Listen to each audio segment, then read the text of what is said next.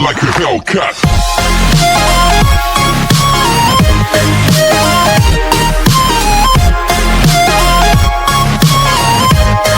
Movie की starting में पहले हमें इस मूवी की मेन फीमेल लीड को दिखाया जाता है, जिसका नाम है चैन यान, जो कि एक इंग्लिश टीचर है और अपनी क्लास के बच्चों को पढ़ा रही होती है कि तभी उसकी नज़र एक लड़की पे पड़ती है जो कि काफ़ी परेशान और डरी हुई थी, जिसको देखने के बाद चैन यान को अपना चाइल्डहुड टाइम याद आने लग जाता है। और फिर फ्लैशबैक में आने के बाद इस मूवी की स्टार्टिंग होती है, जहां हम देखते हैं कि स्कूल के सभी बच्चे 60 दिन में होने वाले एंट्रेंस एग्ज़ाम की बहुत मन लगाकर तैयारी कर रहे थे। एंड यहाँ चैन यान अपनी बेस्ट फ्रेंड यानी शाओडी के साथ थी, जिसका बिहेवियर चैन यान को आज थोड़ा शांत सा लगता है। देन जब चैन यान क्लास में आकर अपनी स्टडी स्टार्ट करती है कि तभी थोड़ी ही देर में स्कूल में कुछ हलचल सी मचने लग जाती है, जिसके बाद जब जैसी चैन यान भी क्लास से बाहर आकर देखती है तो वहाँ उसकी फ्रेंड यानी शाओडी ने सुसाइड कर ली थी, जिसे देख वो काफ़ी ज़्यादा शॉक हो जाती है। एंड वहाँ खड़े सभी लोग फ़ोटोज़ लेने लग जाते हैं और तरह तरह की बातें बनाने लग जाते हैं कि आखिर इस लड़की ने ऐसा क्यों किया। जिन्हें ऐसा करते देख चैन यान को काफ़ी बुरा लगता है, इसलिए वो खुद से अपनी फ्रेंड के पास आकर उसके फेस को अपनी जैकेट से ढक देती है। द नेक्स्ट डे जब चैन यान स्कूल आती है तो इन्वेस्टिगेशन की टीम चैन यान को पूछताछ करने के लिए प्रिंसिपल ऑफिस बुलाती है, जहां जैंग नाम का ऑफिसर चैन यान से शाओडी की सुसाइड के बारे में पूछता है कि आखिर शाओडी ने ऐसा क्यों किया, जिस पर चैन यान कहती है कि मुझे नहीं पता क्योंकि वो मेरी दोस्त नहीं थी। तो जैंग बोलता है कि अगर ऐसा है तो फिर तुमने उसका फेस अपनी जैकेट से क्यों ढका था, जिस पर चैन यान बोलती है कि क्योंकि मुझे उसे ऐसा देखना अच्छा नहीं लग रहा था। कि तभी स्कूल बेल बज जाने की वजह से चैन यान वहाँ से चली जाती है, पर जब वो अपनी क्लास में आती है तो उसकी सीट पर किसी ने लाल रंग गिरा रखा था, जिसे देख चैन यान को याद आता है कि शाओडी के साथ भी ऐसा ही किया जाता था, पर वो कमज़ोर थी और चुपचाप उस सीट पर बैठ जाया करती थी। बट चैन यान उस सीट पर नहीं बैठती, तो फिर टीचर वहां आकर सभी स्टूडेंट्स के ऊपर चिल्लाने लग जाते हैं और चैन यान को अपने ऑफिस में ले जाकर उससे पूछते हैं कि क्या तुम्हारी मॉम वापस घर आ गई, जिस पर चैन यान बोलती है कि नहीं। दरअसल चैन यान अपने घर में अकेली रहती है क्योंकि उसकी मॉम फेस मास्क का बिजनेस करती थी, बट उनके बनाए हुए फेस मास्क की वजह से सबके फेस पे एलर्जी हो गई, जिस वजह से उन्हें लोगों के डर और पुलिस की वजह से अपना घर छोड़ के जाना पड़ा। और बस तभी से चैन यान अपने घर में अकेली रहती है, बट उसकी मॉम लोगों से छुपकर महीने में 1-2 बार चैन यान से मिलने आती रहती हैं। वेल नेक्स्ट डे हम देखते हैं कि जब चैन यान स्कूल आती है तो वहाँ वो लड़कियाँ चैन यान को परेशान करने लग जाती हैं जो कि शाओडी को किया करती थी, क्योंकि अब उनका नेक्स्ट टारगेट चैन यान है, इसलिए वो चैन यान की फ़ोटो भी लेने लग जाती हैं। जिन्हें ऐसा करते देख चैन यान को याद आता है कि ये सब शाओडी के साथ भी ऐसा ही किया करती थी, इसलिए फिर चैन यान उन सब से परेशान होकर वहाँ से चली जाती है। पर जब आफ्टर स्कूल वो वापस घर जा रही होती है तो वही तीनों लड़कियां चैन यान के पास आकर उसे बहुत बुरी तरह मारने लग जाती हैं, जिसमें से एक लड़की का नाम है लिंग वे, जो कि इन दोनों की बॉस है और काफ़ी ज़्यादा रिच फैमिली से भी है। इसलिए वो चैन यान को मारते हुए कहती है कि तुमने शाओडी के ऊपर जैकेट क्यों ढकी, हमें तुम्हारा ऐसा करना बिल्कुल भी पसंद नहीं आया, इसलिए अब हमारी नेक्स्ट टारगेट तुम हो। और फिर इतना बोलकर वो तीनों लड़कियां वहां से चली जाती हैं। वैसे इन लड़कियों का चैन यान को बुली करने का असली रीज़न ये है कि चैन यान इन लड़कियों से स्टडी में काफ़ी ज़्यादा अच्छी है, बट एंट्रेंस एग्ज़ाम में कोई भी इनसे आगे नहीं बढ़ जाए, इसलिए वो हर उस बच्चे को बुली करती हैं जो कि स्टडी में अच्छा होता है। वेल जब चैन यान वापस घर आती है तो वहाँ उसकी मॉम उससे मिलने आई हुई थी और वो चैन यान से अपने बाल कलर करवाने लग जाती हैं ताकि लोग उन्हें पहचान नहीं पाएं, जिस पर चैन यान अपनी मॉम से कहती है कि एक बार मैं एग्ज़ाम दे दूं फिर सब ठीक हो जाएगा और फिर हम दोनों यहाँ से चले जाएंगे। जिसे सुन उसकी मॉम काफ़ी ज़्यादा खुश हो जाती है और फिर सुबह होने से पहले चैन यान की मॉम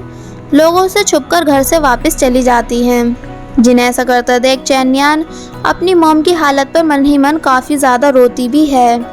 वेल नेक्स्ट डे हम देखते हैं कि आफ्टर स्कूल जब चैन यान वापस घर आ रही होती है तो वो देखती है कि कुछ लोग एक लड़के को बहुत ही ज़्यादा बुरी तरह मार रहे हैं, जिन्हें देख चैन यान पुलिस को कॉल करने लग जाती है। बट वो लड़के चैन्यान को ऐसा करते हुए देख लेते हैं और फिर चैन्यान को पकड़ के उसका फ़ोन तोड़ देते हैं और चैन्यान से उसके पैसे भी छीन लेते हैं। और फिर वो सभी जिस लड़के को मार रहे थे उसके पास चैन्यान को बिठाकर चैन्यान से कहते हैं कि इसे किस करो वरना हम तुम दोनों को ही जान से मार देंगे, जिसे सुन चैन्यान काफ़ी ज़्यादा डर जाती है। इस लड़के का नाम ल्यू है जो कि हमारी इस मूवी का मेन कैरेक्टर है। देन चैन्यान उन लोगों के काफ़ी फोर्स करने पर उस लड़के को किस कर लेती है। तो फिर वो सभी लड़के इन दोनों के ऊपर हंसने लग जाते हैं, जिन्हें ऐसा करते देख लुई को बहुत ही ज़्यादा गुस्सा आ जाता है और वो पूरी हिम्मत करते हुए उठकर उन सभी लड़कों को बहुत बुरी तरह मारने लग जाता है और चैन्यान वहाँ से भाग जाती है और एक एटीएम में आकर कुछ पैसे निकालती है कि तभी लुई भी चैन्यान के पास आ जाता है एंड उससे पूछता है कि उन्होंने तुमसे तुम्हारे कितने पैसे छीने, जिस पर जब जैसे चैन्यान बताती है कि $50, तो फिर लुई चैन्यान को अपने पास से उतने ही पैसे वापस दे देता है और फिर उसके मोबाइल को रिपेयर करने के लिए एक मोबाइल रिपेयरिंग शॉप पे भी जाता है जहां वो खुद भी जॉब करता है, इसलिए फिर वो खुद से ही उसके मोबाइल को रिपेयर करने लग जाता है एंड चैन्यान से पूछता है कि क्या मैं तुम्हारा बॉडीगार्ड बन जाऊं, क्योंकि तुम काफ़ी डरी हुई सी लड़की लगती हो। जिस पर वो कहती है कि तुम खुद की तो रक्षा कर नहीं सकते, भला मेरी क्या करोगे, और वैसे भी मैं बहुत जल्द एग्ज़ाम देने के बाद बीजिंग जाने वाली हूँ। तो ये सुन वो चुप हो जाता है। फिर हम देखते हैं कि लुई चैन्यान को उसके घर तक भी छोड़ने जाता है और फिर पीछे मुड़ चैन्यान से उसका नाम पूछता है, ये बोलते हुए कि हम दोनों किस कर चुके हैं, इसे एटलीस्ट हमें एक दूसरे का नाम तो पता होना चाहिए। जिस पर चैन्यान कुछ नहीं बोलती क्योंकि वो उससे अपना पीछा छुड़ाना चाह रही थी। और फिर जब जैसे ये दोनों चैन्यान के घर के बाहर पहुंचते हैं तो वहाँ चैन्यान देखती है कि कुछ लोगों ने उसकी मॉम के बारे में उल्टा सीधा लिखकर उन पोस्टर्स को उसके घर के बाहर लगा दिया है, जिन पर लिखा हुआ होता है कि उसकी मॉम फ्रॉड है, जिन्हें देख चैन्यान उन्हें दीवार से हटाने लग जाती है एंड लुई भी उन पोस्टर्स को पढ़ लेता है। बट चैन्यान उन पोस्टर्स को लुई के हाथ से छीनकर अपने घर के अंदर चली जाती है,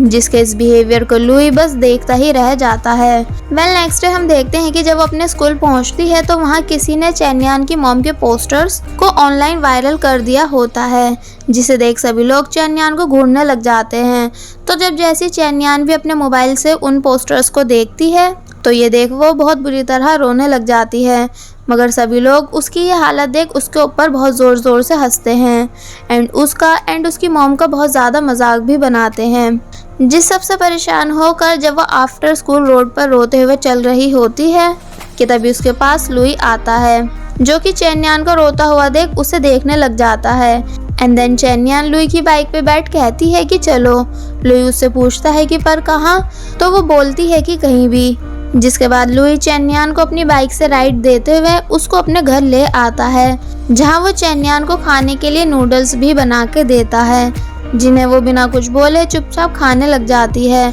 पर उसके मोबाइल की नोटिफिकेशन बेल अब भी बज रही थी क्योंकि सभी बच्चे उसे मैसेज करके परेशान कर रहे थे, तो इसलिए चैन्यान अपने मोबाइल को स्विच ऑफ करके रख देती है। जिसे ऐसा करते देख लुई उससे पूछता है कि क्या तुम्हारे अपने बॉयफ्रेंड से लड़ाई हुई है जो तुम उसके मैसेजेस का रिप्लाई नहीं दे रही, जिस पर वो उससे बोलती है कि तुम सिर्फ अपने काम से मतलब रखो। तो ये सुन वो उससे कहता है कि अगर ऐसा ही है तो फिर तुम मेरे साथ यहाँ क्यों आई, जिस पर वो बोलती है कि मुझे नहीं पता था कि तुम मुझे यहाँ ले आओगे। तो वो उससे पूछता है कि क्यों, क्या ये जगह तुम्हारे लिए घटिया है, क्योंकि लुई का घर काफ़ी छोटा था और वो यहाँ अकेला ही रहता है। मगर चैन्यान उसकी बातों का सीधे सीधे जवाब नहीं देती और उसके ऊपर अपना गुस्सा निकालते हुए कहती है कि क्या तुम्हें किसी ने मैनर्स नहीं सिखाए, जिससे सुन लुई को बहुत ही ज़्यादा गुस्सा आ जाता है और वो चैन्यान का हाथ पकड़ उससे बोलता है कि क्या तुम्हें अब भी लगता है कि मैं एक पंख हूँ, क्या तुम मुझसे डर रही हो, जिस पर चैन्यान कुछ नहीं बोलती और फिर वो वहाँ से अपने घर चली जाती है।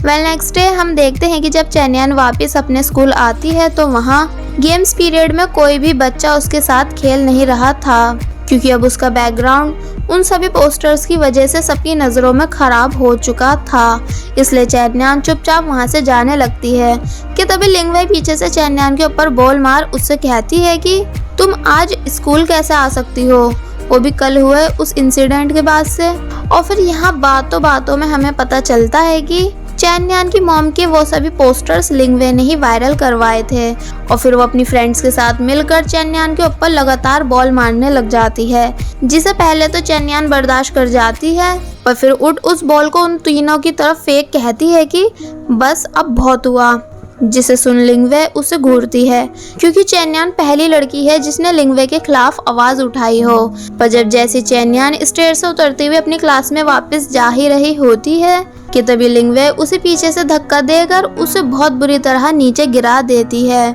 और फिर उसे नीचे गिरा हुआ देख बहुत ही ज्यादा खुश होने लग जाती है। इसका मतलब ये कि चैन्यान अकेले इन लड़कियों के खिलाफ कुछ नहीं कर सकती। जिसके बाद नेक्स्ट सीन में जब वो स्कूल के हॉस्पिटल में होती है कि तभी उससे मिलने उसका एक फ्रेंड आता है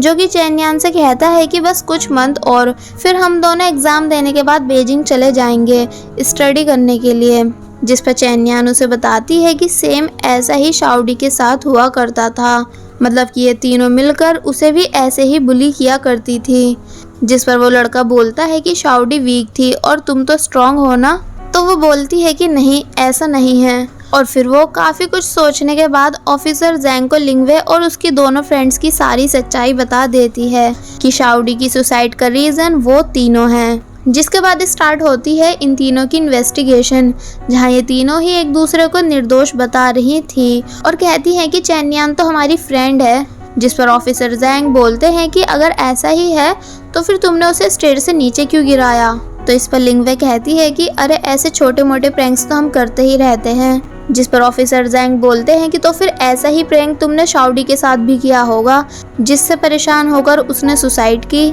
जिसे सुन वो चुप हो जाती है कि तभी उसके मोबाइल पर उसकी मॉम की कॉल आने लग जाती है, जिस वजह से वो काफ़ी डर भी जाती है। तो उसे डरा देख ऑफिसर जैंग कहते हैं कि यही सही मौका है तुम लोगों के पेरेंट्स को तुम्हारी सच्चाई बताने का। जिसे सुन लिंगवे को काफ़ी ज़्यादा गुस्सा आ जाता है और फिर वो गुस्से में सारी बातें कबूल करने लग जाती है और कहती है कि हाँ हमने ही शाओडी को बुली किया था क्योंकि वो इसी के लायक थी, मतलब कि वो लो स्टेटस होने के बावजूद भी स्टडी में हमसे ऊपर उठने की कोशिश कर रही थी, इसलिए हमने ऐसा किया। जिसके बाद बस फिर होना क्या था, इन तीनों ही लड़कियों को स्कूल से निकाल दिया जाता है। पर अब भी कोई सबूत नहीं मिलने की वजह से इन्हें पुलिस की साइड से सज़ा नहीं मिलती, बस स्कूल से डिसमिस कर दिया जाता है। जिस वजह से लिंगवे की दोनों फ्रेंड्स के पेरेंट्स टीचर्स के पैरों में पड़कर अपने बच्चों की साइड से माफ़ी मांगने लग जाते हैं, बट इन्हें तब भी वापस स्कूल में नहीं लिया जाता।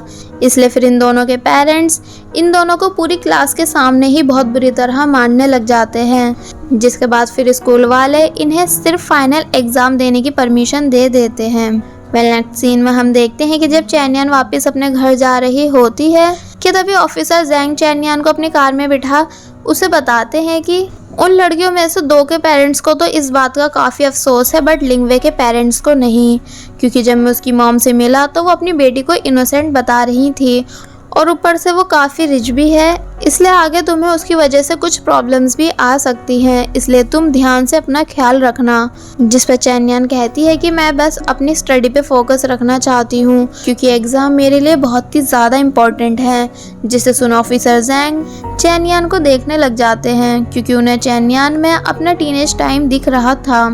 आगे बढ़ने से पहले मेरी आप सभी से रिक्वेस्ट है कि अगर आप सभी ने अभी तक हमारे चैनल यानी बेबो एक्सप्लेन को सब्सक्राइब नहीं किया है तो आप सभी प्लीज़ पहले हमारे चैनल को सब्सक्राइब कर दीजिए और साथ ही वीडियो अच्छी लग रही है तो लाइक एंड कमेंट भी कर दीजिएगा। जब चैन्यान वापस अपने घर आती है तो उसके पास उसकी मॉम की कॉल आती है जो कि उससे पूछती हैं कि क्या तुम ठीक हो। जिस पर चैन्यान कहती है कि हाँ, जबकि मन ही मन वो बहुत ही ज़्यादा रो रही थी, पर अब उसकी मॉम को उसकी फ़िक्र ना हो इसलिए वो उन्हें कुछ नहीं बताती क्योंकि चैन्यान की मॉम ऑलरेडी काफ़ी प्रॉब्लम्स में थी, इसलिए वो पुलिस से बचने के लिए अपनी फ्रेंड्स के साथ कहीं छुपी हुई थी। नेक्स्ट डे हम देखते हैं कि जब चैन्यान वापस अपने स्कूल जाती है तो वहाँ सभी स्टूडेंट्स बहुत अच्छे से फोकस करके अपने एग्ज़ाम की तैयारी कर रहे थे। फिर इन सभी की एग्ज़ाम से पहले एक ग्रुप फ़ोटो भी क्लिक करवाई जाती है जिसमें चैन्यान अब भी काफ़ी डरी हुई और परेशान खड़ी थी और फिर जब आफ्टर स्कूल वो अपने घर वापस आ रही होती है कि तभी वो देखती है कि उसके घर के बाहर लिंगवे और उसकी फ्रेंड चूहे लेकर चैन्यान के आने का वेट कर रही हैं ताकि वो उसे सबक सिखा सके, जिन्हें देख चैन्यान बहुत ही ज़्यादा डर जाती है और फिर अपनी जान बचाकर फुल स्पीड से वहाँ से भागने लग जाती है, जिसे पकड़ने की वो तीनों भी काफ़ी कोशिश करती हैं बट वो चैन्यान को पकड़ नहीं पाती और फिर चैन्यान उन तीनों से थोड़ा आगे आकर एक डस्टबिन के अंदर जाके छुप जाती है, जिस वजह से आज तो चैन्यान इन तीनों से बच जाती है बट अब आगे का कुछ भरोसा नहीं, क्योंकि अब वो रोज़ उसके घर के बाहर ही उसका वेट किया करेंगी, जिस वजह से वो अपने घर के अंदर नहीं जा सकती। इसलिए फिर वो उन तीनों के वहाँ से जाने के बाद लुई के घर के बाहर पहुँचती है, जिसे एकदम ही अपने घर के बाहर बैठा हुआ देख लुई भी एक टाइम के लिए काफ़ी हैरान हो जाता है, क्योंकि चैन्यान काफ़ी बुरी हालत में थी। देन चैन्यान लुई के घर पर शावर लेने के बाद और उसके कपड़े पहनने के बाद लुई से कहती है कि मुझे तुमसे प्रोटेक्शन चाहिए, जिसकी मुझे इस टाइम बहुत ही ज़्यादा ज़रूरत है, पर मेरे पास तुम्हें देने के लिए पैसे नहीं। जिसे सुन लुई पहले तो चुप हो जाता है, पर फिर उससे कहता है कि एक नोटबुक लेकर आओ और फिर उस पर चैन्यान से लिखवाता है कि तुम्हारे ऊपर मेरा कर्जा है और कहता है कि ये कर्जा कुछ भी हो सकता है, एक दिन के खाने के ट्रीट जैसा। जिसे सुन चैन्यान कुछ नहीं कहती और फिर नेक्स्ट डे ये दोनों रेडी होकर स्कूल के लिए निकलते हैं, जहां लुई हर जगह चैन्यान को प्रोटेक्ट करते हुए चल रहा था, पर उससे थोड़ा दूर होके, ताकि किसी को भी उनके ऊपर शक ना हो, जिस वजह से अब चैन्यान काफ़ी रिलैक्स फील करने लगी थी और अपनी स्टडी पे भी फुल फोकस कर रही थी। और वहीं जब लिंगवे एक स्टोर से बाहर निकलती है तो लुई उसके पास आकर उसे पीछे से पकड़ के धमकाता है कि चैन्यान से दूर रहो वरना अच्छा नहीं होगा, और फिर वहाँ से चला जाता है। बट लिंगवे इस सब से काफ़ी डर गई थी। फिर हम देखते हैं कि लुई अपने रूम में एक तेज़ लाइट लगाता है ताकि चैन्यान अच्छे से स्टडी कर सके, क्योंकि चैन्यान को पढ़ता हुआ देख लुई काफ़ी खुश होता था। द नेक्स्ट सीन में हम देखते हैं कि लुई एक बार में है, जहां वो देखता है कि एक बच्चा पर्स चुराने की बहुत कोशिश कर रहा है, बट वो उस पर्स को चुरा नहीं पाता। तो फिर उस बच्चे का मालिक वहां आकर उसे धमकाने लग जाता है कि अगर तूने चोरी नहीं की तो फिर आज रात तुझे बिल्कुल खाना नहीं मिलेगा। जिसे ऐसा करता देख लुई को बहुत ही ज़्यादा गुस्सा आ जाता है, इसलिए फिर वो उस आदमी के पास आकर उसके सर पे बोतल मार उसे बहुत बुरी तरह मारने लग जाता है कि तभी इन सभी से बड़े गैंगस्टर्स वहां आकर लुई के ग्रुप और उस लड़के के ग्रुप से आपस में लड़ाई करने के लिए बोलते हैं। इसलिए फिर जब लुई बहुत बुरी हालत में वापस अपने घर आता है तो उसे इतनी बुरी हालत में देख चैन्यान डर जाती है और लुई से इस सब का रीज़न भी पूछती है, पर वो उसे कुछ नहीं बताता। तो वो खुद से छुपकर उसकी बैक पे लगी चोटों के निशान को देखने लग जाती है और फिर बाद में पूछती है कि क्या ये दुख रहा है, जिस पर लुई कहता है कि नहीं, क्योंकि मुझे इन सब की आदत है। तो वो पूछती है कि कब से, जिस पर लुई उसे बताता है कि 13 साल की उम्र से, और बताता है कि मेरे डैड की डेथ के बाद मेरी मॉम को सब संभालना बहुत मुश्किल हो रहा था, इसलिए उन्होंने किसी और से शादी कर ली और मुझे यहाँ अकेला छोड़ के चली गई। जिसे सुन चैन्यान भी इमोशनल हो जाती है। एंड देन लुई कहता है कि चैन्यान तुम पहली पर्सन हो जिसने मुझसे ये पूछा कि क्या ये दुखता है। जिसे सुन चैन्यान की आंखों में आंसू आ जाते हैं। वेल नेक्स्ट डे हम देखते हैं कि अब चैन्यान और लुई के बीच काफ़ी कुछ चेंज हो चुका था, मतलब कि अब ये दोनों एक दूसरे को समझने लगे थे और साथ में कई जगहों पे जाकर एंजॉय भी करते हैं। यहाँ तक कि अगर लुई फिर से उन गैंगस्टर्स के पास जाने की कोशिश करता भी है तो चैन्यान उसे जाने नहीं देती, क्योंकि अब वो लुई की काफ़ी ज़्यादा फिक्र करने लगी थी और यहाँ तक कि वो स्टडी करते हुए भी बस लुई को ही देखने लग जाती है एंड लुई चैन्यान को। पर फिर लुई एक पेपर बैग से चैन्यान के फेस को हाइड कर उसे सिर्फ एग्ज़ाम पर फोकस करने के लिए कहता है, जिसके बाद ये दोनों लोगों को रोड पर डराकर अपना एंजॉय भी करते हैं और साथ में काफ़ी ज़्यादा खुश भी होते हैं,